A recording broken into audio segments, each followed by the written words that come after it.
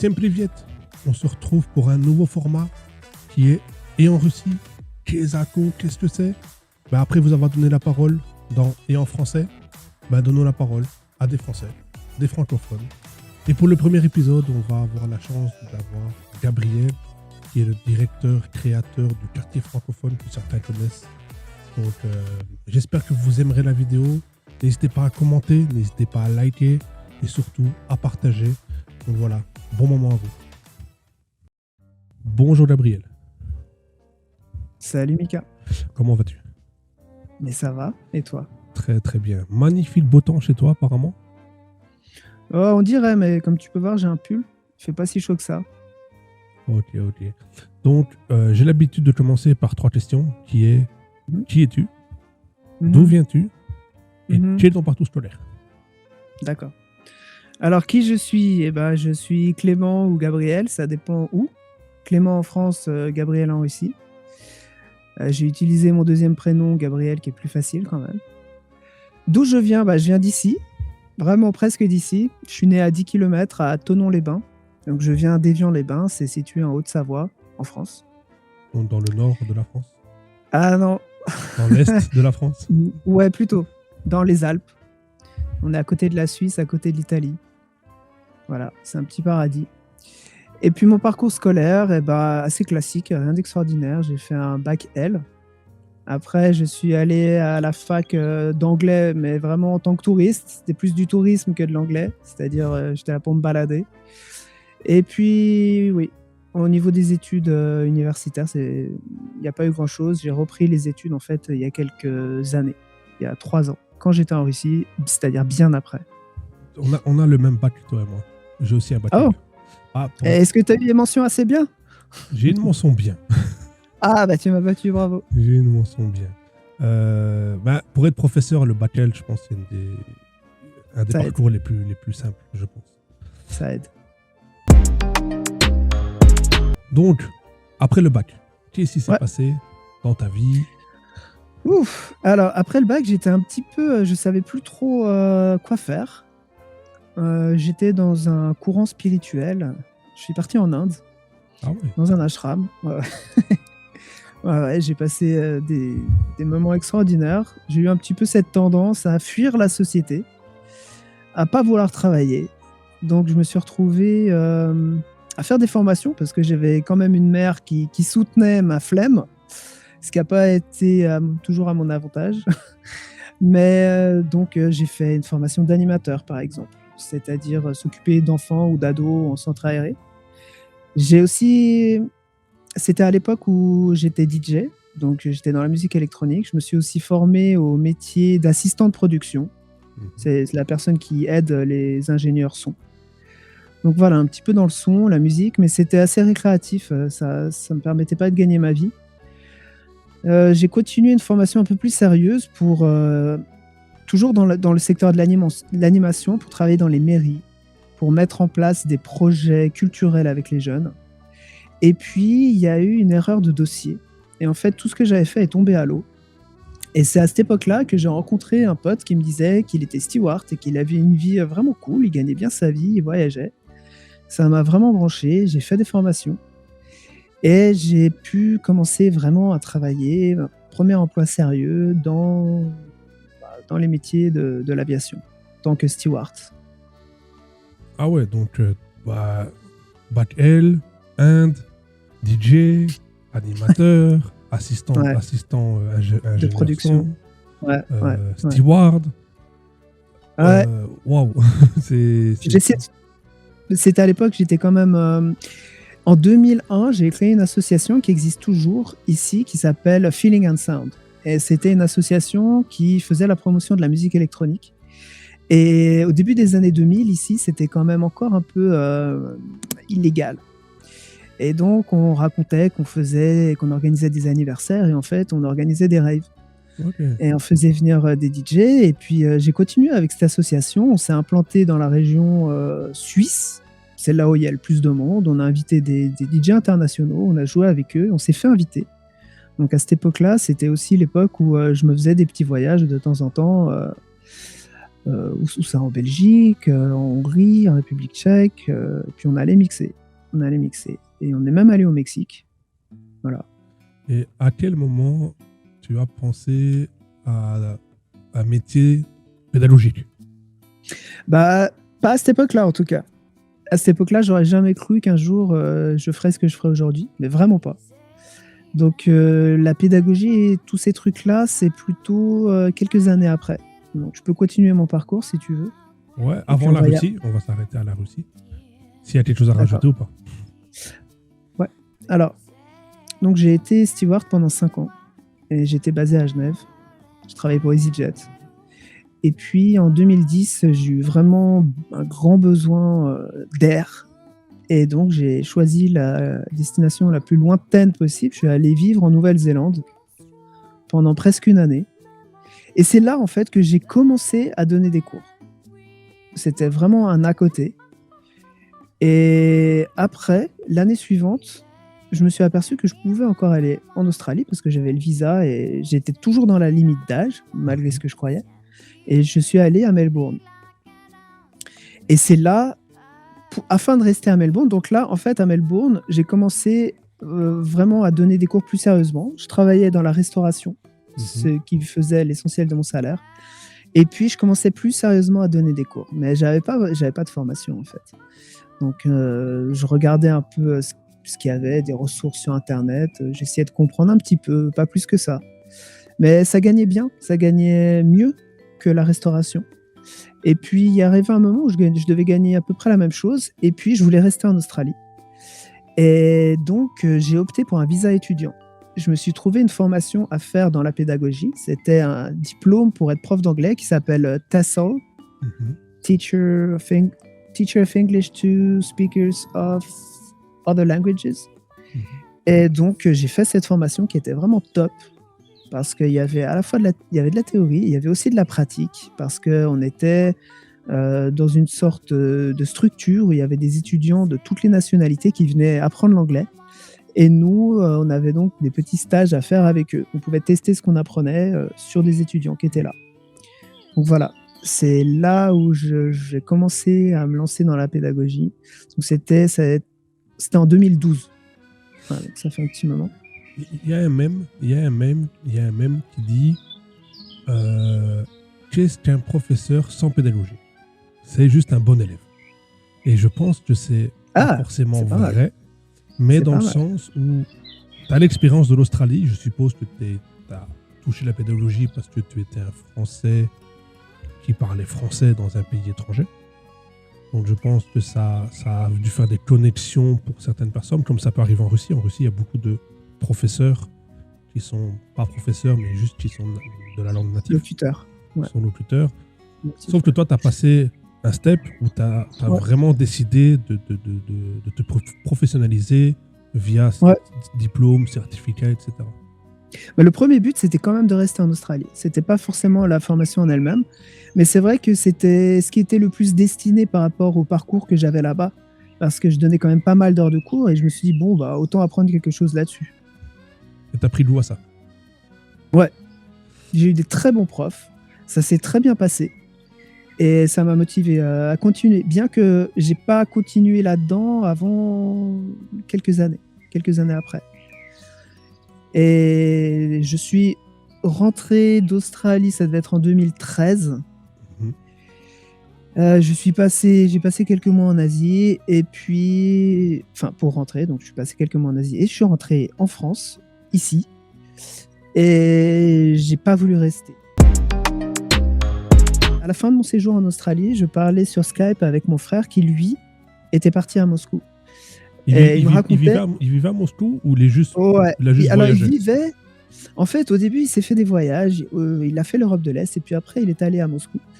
Et puis, il a vraiment aimé. Et il était avec un collègue et ils ont essayé de trouver un moyen de rester là-bas.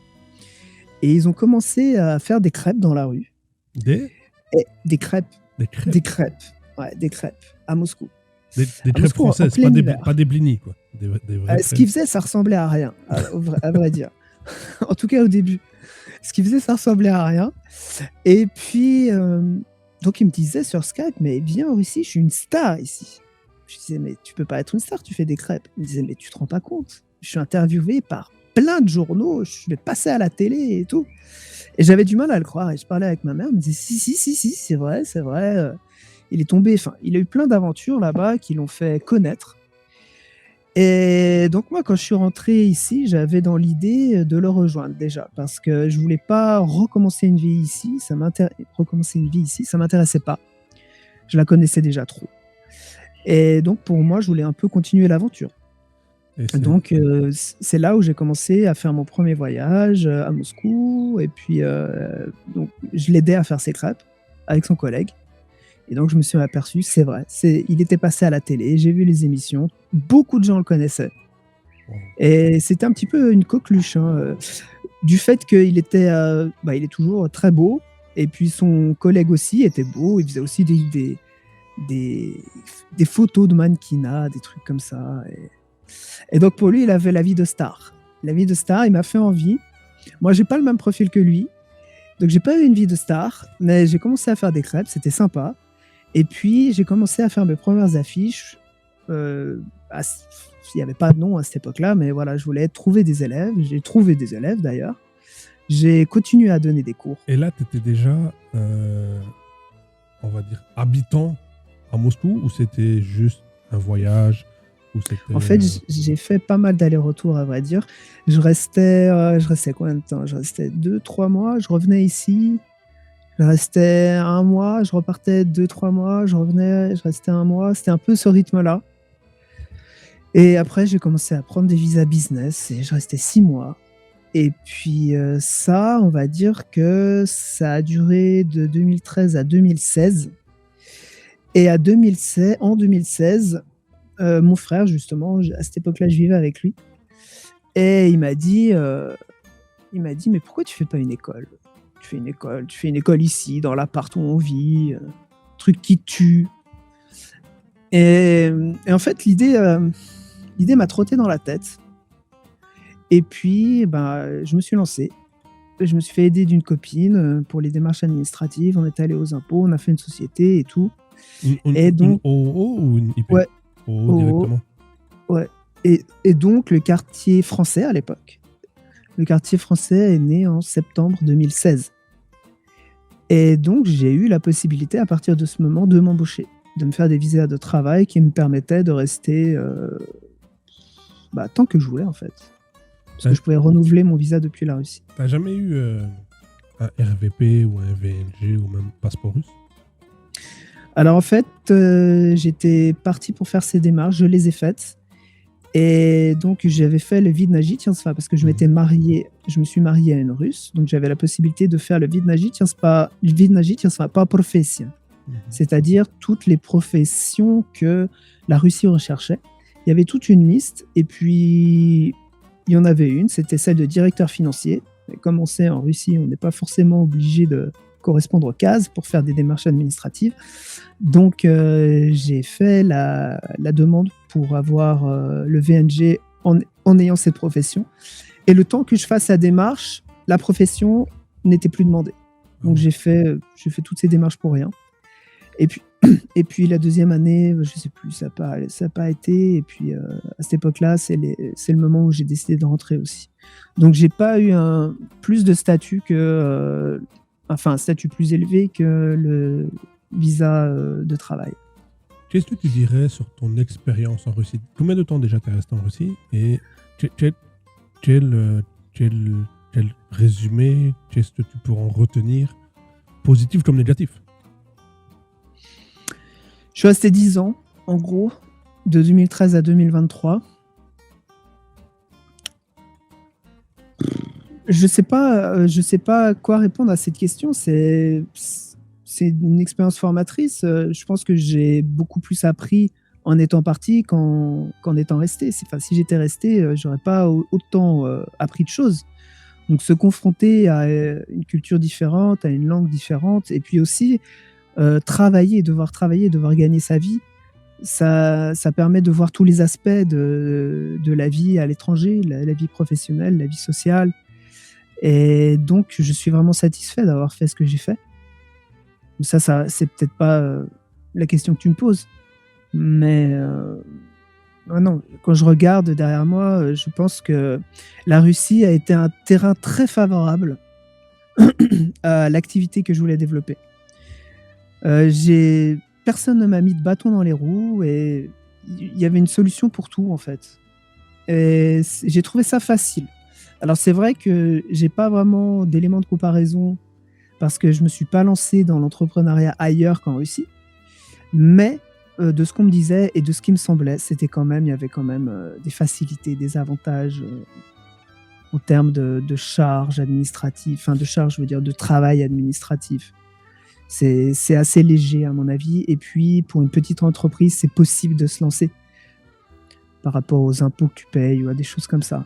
Ouais, c'est ça. Moi j'ai une entreprise en France et bien en Russie maintenant. Et ouais, je peux t'affirmer que l'accès à l'entreprise est beaucoup plus facile en Russie. Bien Mhm. sûr, certaines démarches administratives, quand tu ne connais pas, c'est un peu compliqué, c'est un peu long. Mais en soi, si tu as une connaissance de l'administration russe, Mhm. tu peux te développer une petite entreprise assez facilement. Ouais. Bien sûr, tu ne deviendras pas un Gazprom, quelque chose comme ça, mais tu peux vraiment développer quelque chose. Je connais pas mal de personnes qui ont des petites entreprises, qui vendent des vêtements, Mhm. des personnes qui fabriquent eux-mêmes leurs vêtements aussi, Ouais. même le maquillage. Je veux dire, voilà, c'est quand même assez simple de créer quelque chose si vraiment tu veux, par rapport à la France, Mhm. où niveau taxes, je pense qu'une IP, donc l'équivalent en France d'indépendant, c'est 33% de taxes dès le départ, beaucoup de frais, beaucoup de documents, il y a beaucoup de choses que la Russie ne met pas justement pour aider les gens à développer, qui eux Mhm. vont leur rapporter de l'argent, vu que tu payeras des taxes, va rapporter de l'argent à l'État. Donc, plus intéressant qu'un employé qui travaille, qui paye des taxes pas forcément très grandes en Russie. Mhm. Est-ce que pour toi, ton passage en Russie reste quand même quelque chose de positif? Comme tu as dit, là, ben, tu es en France, tu es retourné chez toi. Mhm. Malgré tout, malgré tout le côté professionnel que tu as développé, etc. Ouais. Est-ce que tu es parti pour une raison négative ou avoir de la Russie, rien à voir avec la Russie? En fait, je suis parti parce que j'en avais marre du style de vie que j'avais. Donc, c'est pas du tout par rapport à la Russie en elle-même, c'est simplement par rapport à mon style de vie. J'ai eu le sentiment au bout d'un moment que j'en avais fait le tour. Par rapport aussi aux réseaux que je fréquentais, qui étaient toujours les mêmes. J'arrivais plus à retrouver de nouveaux réseaux. Et puis, peut-être que je m'amusais moins. J'avais peut-être vieilli aussi. Euh, J'avais toujours autant de possibilités professionnelles, je dirais même plus. Mais le choix que j'ai fait, c'est pas parce que quelque chose n'allait pas d'extérieur à moi. C'est juste intérieurement, j'ai eu envie de changer d'air. Et surtout, ce qui me manquait, c'était la nature, parce que je viens d'une région très belle, où il y a le lac, il y a les montagnes. Et je me suis fait à la vie de Moscou, la vie d'une mégalopole, pendant une dizaine d'années, tant bien que mal, parce que j'y trouvais quand même pas mal d'avantages. Mais au bout d'un moment, les inconvénients ont pris le dessus. Donc d'un côté, j'avais besoin de changer de style de vie, d'avoir peut-être de nouveaux challenges. Et puis d'un autre, j'avais besoin d'air frais, d'air pur, d'espace, de vision. Pas qu'il y ait des gratte-ciel devant moi ou des bâtiments ou du gris. Donc la Haute-Savoie me manquait, le vert, le bleu, les montagnes, les animaux. Donc voilà, c'est pour ça que je suis rentré. Mais malgré tout, derrière toi, tu laisses une entreprise qui est le Mhm. quartier francophone, qui a Ouais. démarré apparemment dans ton appartement sous le nom le quartier français. Ouais, plus ou moins. Euh, Qu'est-ce que tu peux dire du quartier francophone en 2024? euh, qu'est- qu'est- Qu'est-ce que vous faites au quartier francophone? Quel est le Mhm. but, la motivation Ouais. et tout ça? À la base, j'ai commencé avec un collègue prof en tant qu'école de langue. Parce que moi, ce qui me dérangeait, c'était de voir les méthodes qu'on employait en Russie pour enseigner le français. Je les trouvais très ennuyeuses et pas efficaces. Et donc, j'avais une certaine idée de la pédagogie qui donc a commencé quand j'ai commencé à me former en 2012. Et puis, depuis 2012, surtout au moment où j'ai commencé à enseigner en Russie, j'ai creusé ces aspects-là, j'ai regardé sur Internet et j'avais une façon de faire qui était vraiment différente et je me suis dit que la façon de faire que j'avais était meilleure, était plus efficace. Et donc, la première étape, c'était vraiment le perfectionnement d'une méthode d'enseignement du français. Donc, j'ai recommencé à me former.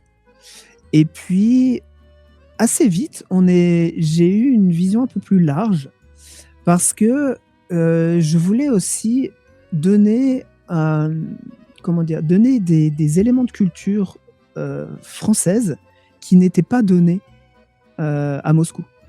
Je trouvais que ce qu'on enseignait ce qu'on montrait de la culture française était très stéréotypé et je le pense toujours, bien que. Mais, bon, Bien, je te ouais, coupe 2 secondes. Moi, j'ai la vas-y. référence Zaz. En Ouais, voilà. 2024, nous parler de Zaz, à nous, Français, francophones, ouah, ça date d'il y a 10-15 ans. Donc, effectivement, il y a un côté culturel très en retard. Quand on nous Ouais, parle d'Aznavour, qui est mort depuis 2 ans déjà, qui le savent la plupart peut-être même pas. Donc, ouais, effectivement, je comprends totalement ton point de vue. Et toi, malgré ton projet qui ne date pas de 2024, c'est toujours le cas en 2024. ouais. Donc à cette époque-là, je me suis dit qu'il fallait faire autre chose aussi. Donc on a commencé à organiser beaucoup de rencontres. À cette époque-là, j'étais vraiment actif. J'avais des gens qui m'aidaient aussi. Et on organisait c'était des rencontres sur la culture, c'était des masterclass de théâtre, de peinture. On a commencé la collaboration avec la Francothèque aussi à cette époque-là. Ouais, donc en 2016, et ça nous a donné une plateforme d'exposition vraiment large. Ça nous ramenait aussi quelques clients. Et puis on a aussi fait des conférences que j'ai malheureusement pas enregistrées, mais on a fait pas mal de conférences. Vraiment, je rencontrais, au gré des rencontres, de mes rencontres, j'invitais des gens, des spécialistes d'un domaine, des gens qui passaient une thèse ou qui faisaient leur mémoire, ouais, des artistes, des gens de la communauté francophone ou pas, ou des Russes qui parlaient très bien français. Et puis je les faisais intervenir parce que je voulais donner une image un peu plus relevée de la culture française. Voilà. Et puis je voulais aussi que les gens développent leur créativité. Et c'est pour ça qu'on a fait tous ces masterclass. C'était que j'avais une vision de développement personnel en français. Et donc ça a duré vraiment pas mal de temps en fait, hein. De 2016 à, je sais pas, 2020. Parce que organiser, tu le sais peut-être, bien que je pense que tes événements, c'est principalement en ligne, et nous, à cette époque-là, c'était quand même plus offline, en présentiel. Donc ça prend du temps, et c'est vraiment beaucoup de boulot. Et peut-être que c'est le Covid, en fait. Je pense qu'il a dû un petit peu freiner tout ça. Et moi, je me suis recentré sur la formation à cette époque-là. C'est-à-dire, j'ai passé un diplôme, le DAF. C'est un diplôme que pas mal de profs de français passent. C'est l'Alliance française qui propose ça. Ça peut se faire à distance. Et c'est pas mal. Ça m'a donné quelques éléments, pas mal. Et puis après, en 2020, là, il y a eu un grand tournant. J'ai découvert l'approche neurolinguistique. Et depuis, en fait, donc je me suis spécialisé dans cette approche. Et depuis 2020, je dirais pas depuis 2020 parce que on a mis longtemps à le faire, mais le quartier francophone a pu faire la coordination de formation de professeurs à cette approche-là, avec la collaboration de l'université MISIS, c'est l'université des sciences et des technologies. Et donc voilà, moi vraiment à cette époque-là, je me suis recentré formation. En 2021, j'ai repris les études à distance avec la France, et c'est là où j'ai passé mon master dans les sciences du langage.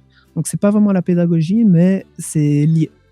C'est lié. On pourrait dire que c'est de la linguistique de façon large. Ça touche pas que les aspects linguistiques, mais voilà, sciences du langage, ça porte bien son nom.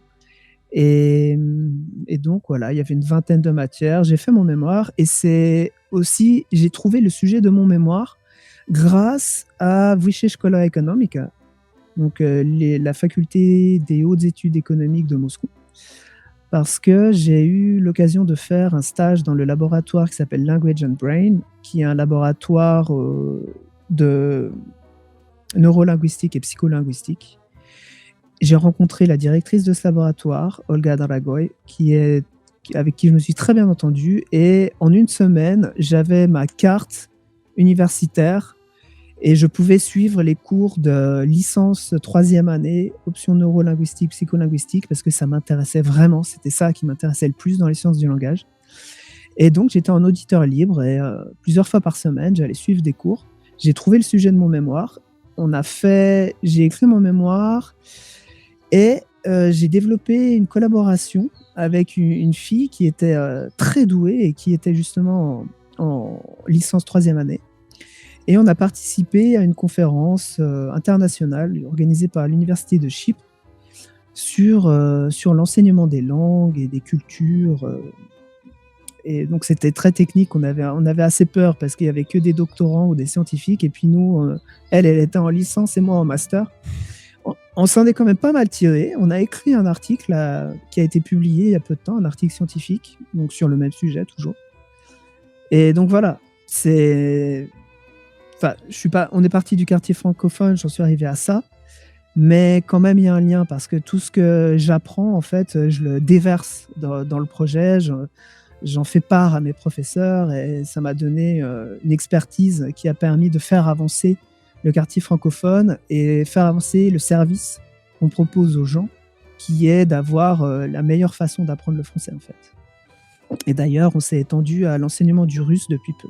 Voilà. C'est ce que j'allais demander, c'est que le quartier francophone, aujourd'hui en 2024, tu as fait une description avec beaucoup de mots, très scientifiques, Ah bon très scolaires, mais en quelques mots, juste en quelques mots, comment tu décrirais le quartier francophone si un Russe voudrait apprendre le français, si un Russe voudrait développer son français, parce qu'il n'y a pas que les débutants, il y a aussi des gens qui ont déjà un niveau, comment tu décrirais le quartier francophone pour ces gens-là? Je ne vais pas être humble, je vais dire que c'est le meilleur endroit pour apprendre la langue, comprendre la culture, et de la façon la plus agréable possible. Voilà. C'est la description que j'aurais fait exactement pour moi. Bon, donc, on est concurrents alors. Ouais, mais moi je suis à Kabinsk online, tu es à Moscou, bien sûr aussi online, mais principalement offline. Ce qui est incroyable, qui ramène quelque chose que moi je peux pas. Qui ça? Je n'ai pas compris. Tu es un peu plus offline que online, tu es un peu plus en présentiel. Tes cours? Ah ouais, tes cours à toi. Donc ça apporte quelque chose que moi je peux pas, tu vois. En étant online, en fait, il n'y a pas le contact, il n'y a pas il manque un petit truc. Non, mais nous, c'est principalement en ligne. En 2024, le quartier francophone, depuis que je suis parti, on a maintenu en cours en présentiel, qui est à l'Anticafé de Zifferblatt, 2 fois par semaine. Donc ça fait 8 mois que ce cours existe, mais tout le reste des cours, c'est en ligne. Voilà. Et là, le quartier francophone aussi, ça c'est ce qu'il y a à Moscou. Et en étant revenu ici, je veux faire une antenne dans la région lémanique. La région lémanique, c'est le lac Léman, c'est-à-dire la partie suisse et la partie française. Donc le quartier francophone, très probablement, normalement dans 2-3 semaines, va avoir une antenne aussi en Suisse, à Genève. Ok. Mais moi, en fait, j'ai juste fait des recherches, j'ai vu beaucoup de photos offline. C'est pour ça que je pensais que tu étais en présentiel. Les photos en ligne, ça donne pas trop. Ouais, faire une photo d'un écran. Regardez, il y a des gens. C'est ça. Malgré tout, il y en a qui le font quand même. Ça me fait assez rire. Pour finir, j'aurais une dernière question. Quel message, en tant que francophone, en tant que professeur et directeur du quartier francophone, tu voudrais dire aux personnes qui nous écoutent parlant français ou apprenant le français? Ça serait de continuer à apprendre le français parce que j'ai l'impression qu'il y a beaucoup de gens qui prennent le français juste comme un loisir et qui l'associent qu'à des activités de loisirs comme le cinéma ou la musique, ce qui est très bien. Mais je pense que ça peut être une langue d'avenir. Il y a un grand espace francophone, ça peut donner des opportunités professionnelles, des opportunités de rencontres. Je pense que c'est une langue importante et que si, à partir du moment où on s'est lancé, bah, il faut l'entretenir. Alors c'est vrai, c'est un peu comme un animal de compagnie, quoi. Une fois qu'on l'a, c'est une charge parce que si on le laisse sans parler, sans pratiquer, eh ben, ça dépérit. Donc il faut maintenir un intérêt pour le français. Je sais pas, en trouvant des amis, en trouvant une compagne, oui, en regardant des films, en écoutant de la musique. Parce qu'il y a un grand héritage. Et il faut s'intéresser à cet héritage culturel et aller au-delà des stéréotypes qu'on nous montre sur la mode ou la Tour Eiffel. C'est l'héritage français. Il y a vraiment des choses qui sont passionnantes, autant au niveau artistique qu'au niveau intellectuel. Et c'est tout ce patrimoine qu'il faut découvrir, qui malheureusement n'est pas valorisé. Mais voilà, il faut continuer, il ne faut pas laisser tomber la francophonie. Parce que voilà, elle a des choses à nous apprendre. Je vais te laisser le dernier mot, parce que c'était déjà incroyable. Je ne peux pas rajouter quelque chose. Surtout pour une personne qui n'est pas de Paris. Donc je trouve que c'est un beau message, parce que les Russes connaissent Paris, mais la France, c'est pas que Paris. C'est pas que des Parisiens, et comme tu dis, c'est pas que la Tour Eiffel. Et c'est aussi une des raisons pour laquelle moi je voulais parler avec toi. C'est que tu as un message très positif du français et différent de beaucoup de personnes, qui n'est pas juste la France, c'est bien. Donc voilà, moi je voudrais te remercier d'avoir accepté d'être venu malgré les péripéties qu'on a pu rencontrer, les connexions ou les agendas qui ne corroboraient pas forcément. Un peu triste que tu sois retourné en France. Je m'attendais à ce que tu sois toujours en Russie. Donc, ça change pas grand-chose, ça. Si. Bah, si je vais à Moscou, il n'y aura pas Gabriel. Il y a peu de chances qu'il soit là. Peut-être, parce que j'y suis de temps en temps quand même. Hein. J'y suis 3-4 fois par an. Mais moi, j'y suis pas souvent. Pour que ça coïncide, ça va être dur. Voilà. Par contre, peut-être qu'il y aurait autant de chances qu'on se voit à Tcheliabinsk. Parce que, comme je te disais, c'est une région qui m'attire et tu me l'as bien vendu. Même si tu disais qu'il n'y avait pas tout ce qu'il fallait. Mais tu m'as dit à 10 minutes, il y a un lac, à 10 minutes, il y a la forêt. Puis, il y a 1 million d'habitants. C'est un format qui me convient pas mal. Si tu as une place chez toi, je viens. On pourra peut-être s'arranger. Mais profite de ta région, parce que c'est la Haute-Savoie, c'est une région magnifique. Comme tu as dit, montagne, à côté de la Suisse, lac, etc. Tout autant, en fait, un peu de Tcheliabinsk, mais en France. Avec beaucoup moins d'habitants, vraiment beaucoup moins. Donc voilà. C'est vrai. Merci beaucoup de cette interview. Merci à toi, Mika. Merci beaucoup. Et je souhaite tout le bonheur du monde dans ta vie en France et au développement du quartier francophone. Eh ben merci. Et tout de bon pour toi. Comme on dit en Suisse, tout de bon. Merci beaucoup. Allez, salut. Mais quelle vidéo, vraiment, premier épisode incroyable. Je n'ai pas vu le temps passer. Merci encore une fois, Gabriel, d'avoir accepté l'invitation. Vous pouvez retrouver le quartier francophone sur Internet avec l'adresse lequartierfrancophone.ru. Et pour nous, bien sûr, sur Vk, dans Mika Immersion. Merci à tous d'avoir regardé la vidéo. Et on se voit bientôt pour une prochaine vidéo.